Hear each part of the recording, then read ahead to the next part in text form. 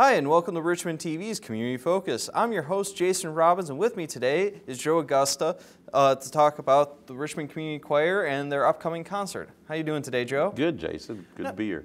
Thank you very much. Now, why don't you tell us a little about yourself and your musical background? Oh, it's a lot of years, as you can tell.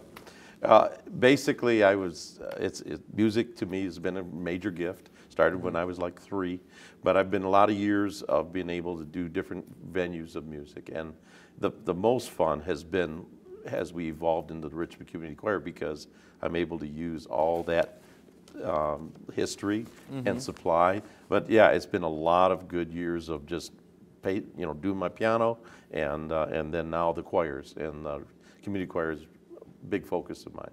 Now, when was the Richmond Community Choir formed? Well, there's been a lot of different Richmond community choirs over the years in Richmond. Kind of was dormant, and then back in roughly 1998, a fellow by the name of Lewis Cantor, who was at that time with St. Augustine, came to me and Claire Manchik actually and said, "Hey, let's try to get this going again." And we did. We got it started for 1 year. We did a Christmas and a spring, and then Mr. Cantor moved on, and I had to make a decision. Okay, so what are we going to do? Should I take it over? So in '99, basically, then I took it over and have been doing it ever since. So this is our 16th year we're into it now. Wow. Now, how many people are part of the Richmond Community Choir? I was looking at that today just in case you'd asked me that, and I've been thinking like 150 or so. It's actually over 200. We have 210 members. Now, what you got to realize is we have like snowbirds, and different people do different things. We have all ages, from high school all the way through very high school.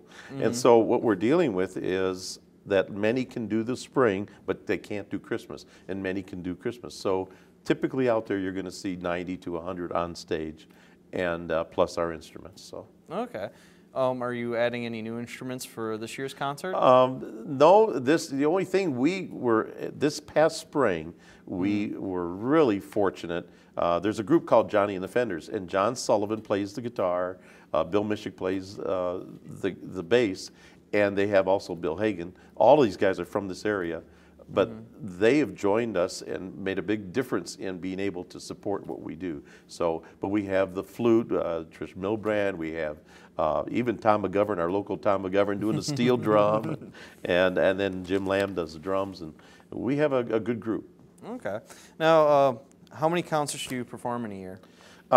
We do a spring concert, Jason, and then we do a Christmas concert. The spring concert, we typically do one on Friday and one on Sunday. And then for Christmas, because the demand has been more, we do one on Friday and then 2 on Sunday. We do it right there at the Richmond High School Auditorium, which seats about 400. So what we found is we get between 1,000 and 1,200 people come. Well, if you're going to do, divide it up, and it's just not enough to do 2. So. Okay. Does the Richmond Community Choir perform at community events throughout the year too? Well, what we've been doing on a regular basis now is we always, and we love this part, this is probably our favorite, we go to Richmond Meadow Lodge and we do a Christmas concert for them, as kind of a little more brief, but and same with the spring.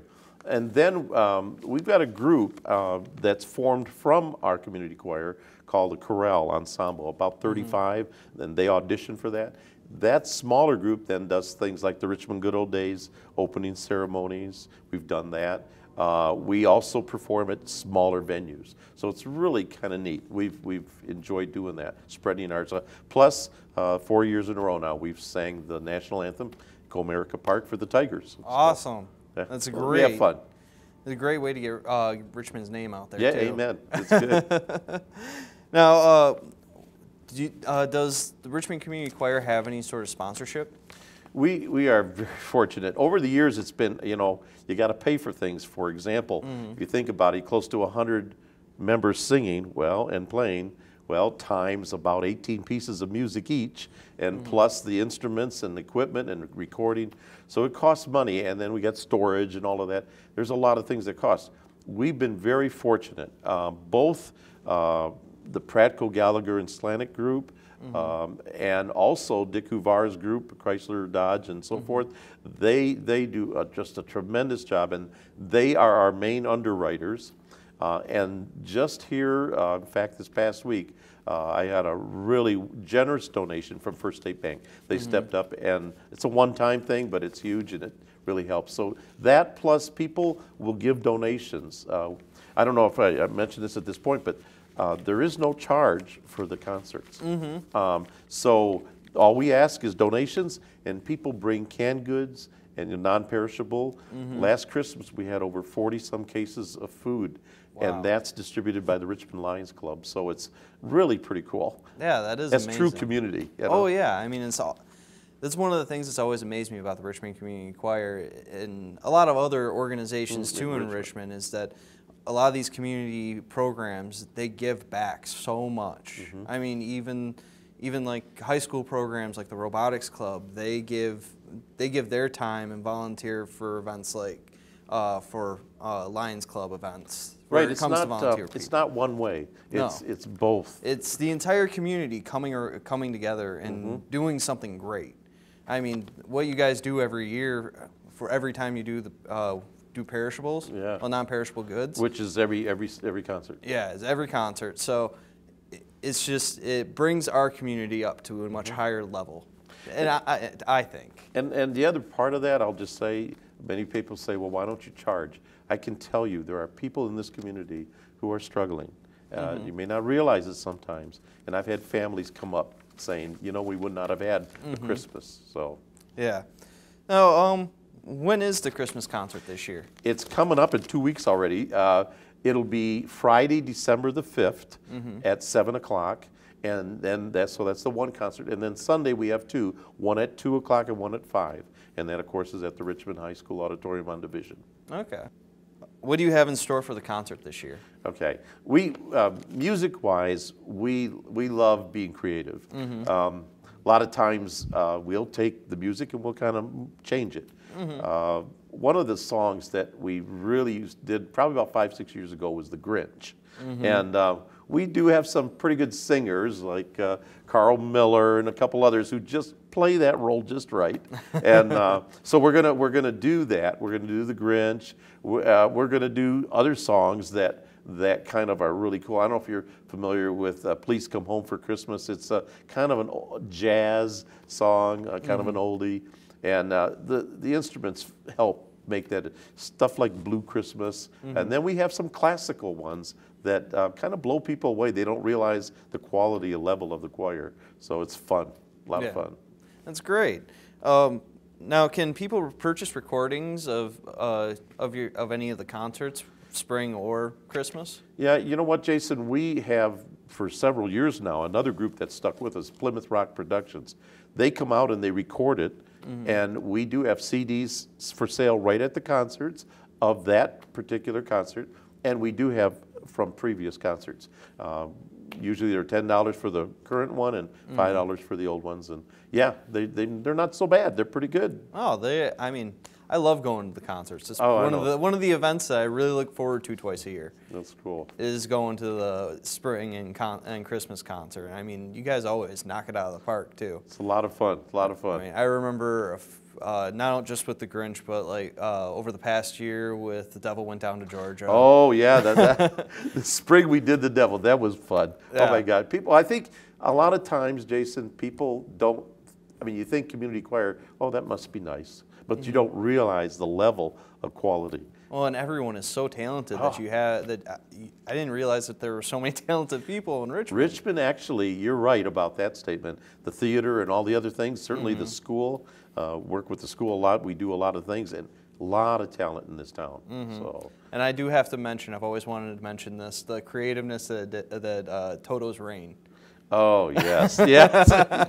You remember that, Africa? Yeah. Oh, my gosh. Oh, yeah. That's what it's called, Africa. Africa. Yeah. Well, I think that'll be coming back one of these days, too, because we keep, just like the Grinch, you know. Yeah, everything you guys put together, is you guys always knock it out of the park. Well, and the energy within the group is wonderful, too. So.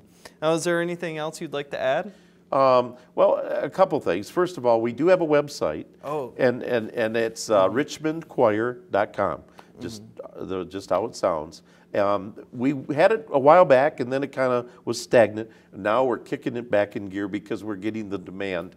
So anybody go on richmondchoir.com, they can see a lot. They can also hear some of those beautiful voices, and we have several. We have local people like Chuck Bush, Claire Manchik, and Marty Willenberg, and a bunch of other people that really do a great job. And then we have others that also step up. So we're excited.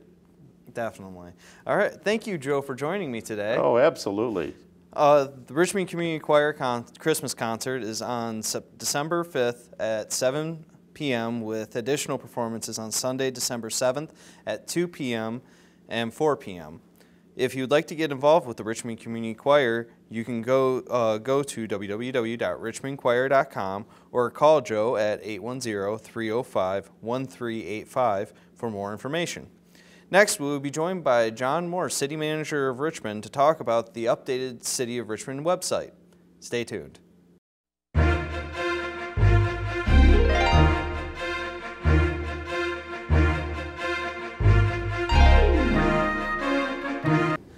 Hi, and welcome back to Richmond TV's Community Focus.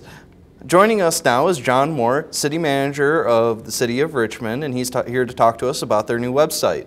How are you doing today, John? Good, Jason. Thanks for having me. You're welcome.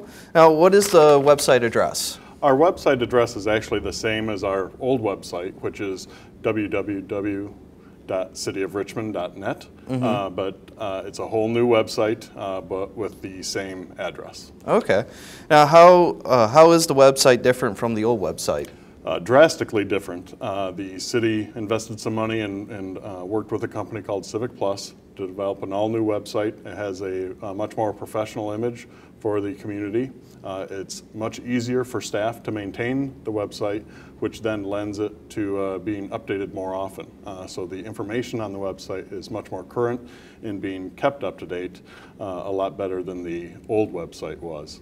And then also the new website is much more interactive for our residents. Both it allows kind of two-way communication, so that's been a much needed improvement with our new website. Okay. Now, how do people get alerts and other information from the website? On the left-hand side of the website, people will notice there's a button called Notify Me. And they can click that button to sign up for notifications, and they can get those notifications through either their text messaging on their smartphone or through their email. They just have to sign up and click on which departments they would like to receive these notifications from. And it's easily customizable for the resident. They can just click on general information. If they want to just get information on the city, they can click on Parks and Rec. They can click on Library if they only want information from those departments, or they can click on everything and receive all of the information that we're putting out. Also, it allows them to click on a button called Emergency Alerts. And with that, we update people on utility outages, whether that be Edison or Semco or city water main breaks. That button, the Emergency Alerts, allows people to get notifications. For instance, if we have wires down across the street and they're on their way home from work, they'll get an alert while they're at work on their smartphone saying that, for instance, Main Street might be closed due to wires across, being across the street. And so through that, we're able to reach out to our citizens and get them information that they need about our community. In what other ways does the city website allow residents to interact with the city? Along with those notifications and alerts, we also have modules, for instance, calendar and job postings, things of that nature. And residents can go online, take a look at what news flashes we're putting up. They can look at what jobs are available through the City of Richmond. And the calendar module also lets you sign up for calendar alerts when items are added to the city calendar, such as council meetings, when the agendas are available, that sort of thing. They can also sign up and create a user account with the city's website that allows them to kind of customize what are their favorite pages, things like that. Okay. Now, what kind of presence does the City of Richmond have on social networks? We're starting to develop more of a presence on social media. We have 3 departments right now that have developed some form of social media presence. The library has a Facebook page, as does the city police department. So both of them are using that to kind of get information out there on Facebook, whether it be about events that the library is having or the Friends group are having over at the library, or like our police department just started their Facebook page last week, and they're starting to put out information, public safety tips, kind of what to, some safety reminders for holiday shopping, things like that, and we look forward to those 2 departments kind of using the Facebook pages to get more information out about the community in those departments. As you know, our cable department has a YouTube channel, and that's been very successful in getting our programming out to residents. It interacts a lot with the school programming. The school's Facebook page kind of puts out when school assemblies are on, or choir concerts, or sporting events, things of that nature. They've assisted us in getting the information out about that YouTube channel, and it's been a nice way to get our cable programming out to the residents, as well as our cable channel 12. Yes. It has been very, very good on all those aspects. Do the City of Richmond departments work together to get information out there?